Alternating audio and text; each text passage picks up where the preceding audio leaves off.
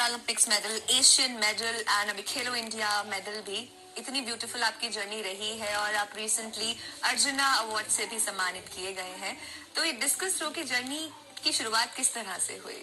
Discus throw की journey में 2017 में जब स्टडी कर रहा था बीकॉम किरोड़ीमल कॉलेज से, तो मेरे सीनियर हुआ करते थे सचिन यादव, वो जनरल सेक्रेटरी थे और उस टाइम में मैं जॉइंट सेक्रेटरी था कॉलेज का, स्टूडेंट यूनियन का। तो उन्होंने मुझे पैरा स्पोर्ट्स के बारे में बताया था कि ऐसे ऐसे पैरा स्पोर्ट्स होते हैं, तो भी ट्राई कर। तो उस टाइम में थोड़ा मैं इंटरेस्ट हमेशा पढ़ाई में ही रहता था, क्योंकि डिसेबिलिटी को इंडिया में ऐसा देखा नहीं जाता था कि इस हिसाब से कि वो स्पोर्ट्स करे, और ना मुझे भी इतना मालूम नहीं था। फिर वो मेरे को जबरदस्ती लेके गए और मेरे को मतलब थोड़ा इंटरेस्ट हुआ और मैंने वहां से मेरी जर्नी स्टार्ट हुई 2017 से। जी। तो अर्जुन सिंह जी, आप इनके कोच हैं, आप खुद डिस्कस थ्रो रह चुके हैं, you won medals also, not just domestically but abroad as well.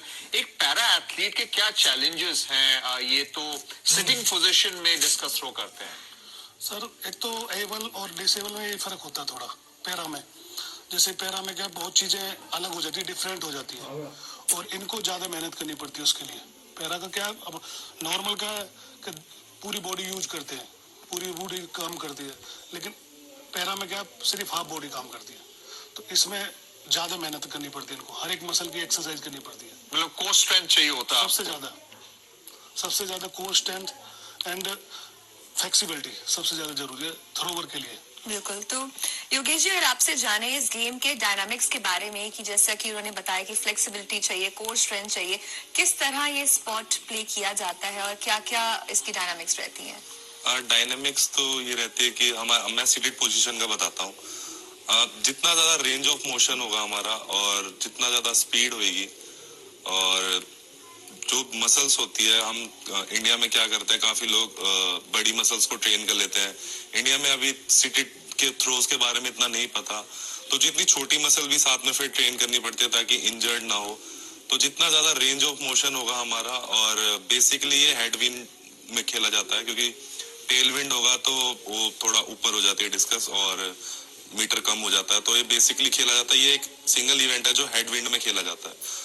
और इसकी डिस्कस भी काफी तरीके की होती है, जैसे हेड विंड के लिए अलग डिस्कस होती है, टेल विंड के लिए अलग होती है। टेल विंड में हमें ज्यादा ऊपर मारना पड़ता है और हेड विंड में हमें पैरेलल चलाना पड़ता है थ्रोस के लिए। तो यहाँ पे वजन ऑल्सो मैटर्स। डिस्कस थ्रो जो 1 kg का है, 1.5 kg का है, उससे भी काफी फर्क पड़ता है। उससे 1 kg में आपको स्पीड और क्विकनेस ज्यादा चाहिए होती है। जी। तो आपका एक्सपीरियंस कैसा रहा है? आप टोक्यो पैरालंपिक गेम्स में भी वन अ सिल्वर मेडल, उसके बाद एशियन पैरा गेम्स में भी वन अ सिल्वर मेडल। तो क्या एक्सपीरियंसेस रहा है in major international competitions? Major international competition में सबसे अच्छा तो मेरा टोक्यो ही रहेगा, क्योंकि एक खिलाड़ी का सपना होता है कि वो ओलंपिक्स में आए और अपना मेडल जीते। वो फाइनल डेस्टिनेशन ही होती है एक खिलाड़ी की।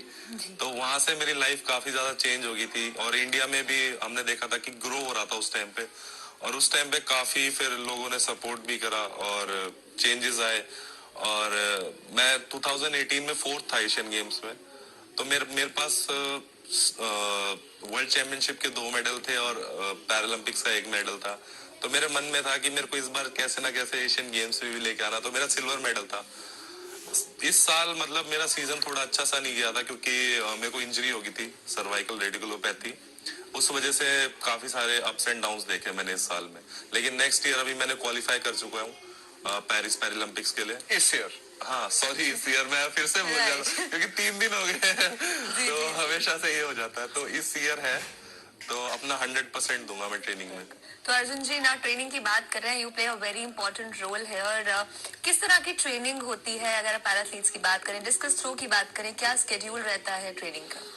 सबसे पहले तो मैम इनको समझना पड़ता है कि इनको क्या होता है। जब एक नॉर्मल में और पैरा में फर्क ये है कि उनको पहले समझना पड़ता है, क्योंकि ये थोड़े हाइपर होते हैं। सबसे पहले तो ये हाइपर बहुत जल्दी हो जाते हैं। फिर ट्रेन का है, टाइम देखना पड़ता है। अब तो बहुत कोल्ड हो रहा है, तो ये क्या सिटिंग में है तो बॉडी ठंडी बहुत जल्दी हो जाती है। जैसे रनिंग कर लेते हैं वैसे कर लेते हैं, ये तो सिर्फ वार्म कर लेते हैं, लेकिन ये तो सिर्फ सेटिंग में रहते हैं, बॉडी जल्दी ठंडी हो जाती है। तो जो इनका जो इम्प्लीमेंट है, मतलब थ्रो है, तो वो जल्दी करानी पड़ती है, और कम से कम 50-60 थ्रो होती है। तो बॉडी जो देखना पड़ता है, क्योंकि मसल ठंडा नहीं होता और खिंच जाए प्रॉब्लम हो जाए, ये ज्यादा सबसे ज्यादा मैटर करता है। जी, और कभी इंजरीज वगैरह भी जैसे हो जाए तो उसको कैसे डील तो इंजरी होने के बाद इनको ज्यादा रिलैक्सेशन चाहिए। जैसे नॉर्मल के लिए तो थोड़ा आदमी देख लेता, पर इनको थोड़ा ये ज्यादा जैसे इंजरी होगी ना, ज्यादा हाइपर हो जाते हैं, कोई इंजरी होगी तो डिस्टर्ब ज्यादा हो जाते हैं, जी जी जी। तो उसको देखना पड़ता है। फिर इनको ये जो सोचते हैं उसको करना पड़ता है, भाई ये उनको वहाँ जाना ना, मैं ठीक है वहाँ पे थोड़ा अच्छा लगेगा। जैसे हमारे फीज हो, कोई नोएडा है, कोई दिल्ली में है, जहाँ पे अच्छा कोई बोलता है कि यहाँ पे अच्छा है तो वहाँ पे जाना पड़ता है। जी तो भाई बिल्कुल। कोई बात नहीं, चलो जाओ, तो थोड़ा ज्यादा वो देना पड़ता है इनको। जी जी। फिजिकल ट्रेनिंग के साथ साथ मेंटल ट्रेनिंग भी बहुत बहुत इम्पोर्टेंट हो जरूरी है, जाती है। बहुत जरूरी है, इनके लिए बहुत जरूरी है, और Right. मेरे लिए उससे ज्यादा जरूरी है। तो स्पोर्ट्स साइकोलॉजी की तो बात हो ही रही है। योगेश काथुनिया आपके कोच भी यहाँ पर बैठे हुए, उनका कहना है कि आप ज्यादा हाइपर हो जाते हैं, इसको अंग्रेजी में हम कहते हैं हाइपोकॉन्ड्रियक्स, जो अपने इंजरी को लेकर ज्यादा अवेयर होते हैं, उसको ट्रीटमेंट के लिए ले जाते हैं। किसी भी एथलीट मैट्रिक्स को देखता है, जैसे मैंने डिस्टेंस कितना थ्रो किया है, आपने वर्ल्ड रिकॉर्ड सेट कर रखा है with 48 metres, to the best of my knowledge 48.34, उसको आप कैसे बेटर करते हैं विद योर कोच? उसको बेटर करने के लिए सबसे पहले वही है, इंजरी से बचना है। प्रॉपर डाइट होता है, प्रॉपर फिजियोथेरेपी, न्यूट्रिशन वगैरह सब चीज़ों का ध्यान रखा जाता है। जैसे ऑफ सीजन है तो ऑफ सीजन में ज़्यादा वर्कलोड होता है, फिर मिड सीजन आता है, फिर स्पीड सीजन आता है, तो ऐसे करके पूरा चलता है। तो जो कंपटीशन फेज होता है उसमें अच्छी प्रॉपर हर चीज़ का ख्याल रखा जाता है। जैसे शुगर कम खाना पड़ता है, तो काफ़ी चीज़ें देखनी पड़ती है। और जिस दिन थ्रो करने उतरते हैं उस टाइम पे बस यही रहता है कि मैं अपना पूरा बेस्ट करूंगा, 100% देना होता है। तो 100% जितना ज्यादा अच्छे से कर पाएंगे और उतना ज्यादा ही डिस्टेंस आता है। जी जी। और अगर पैरा गेम्स की बात करें, जैसे अभी खेलो इंडिया पैरा गेम्स भी हुई, तो किस तरह की डेवलपमेंट देखी जा रही है अब आज के दौर में पैरा गेम्स में? ये मतलब काफी ज्यादा यूथ को मोटिवेट कर रहा है खेलो इंडिया पैरा गेम्स, क्योंकि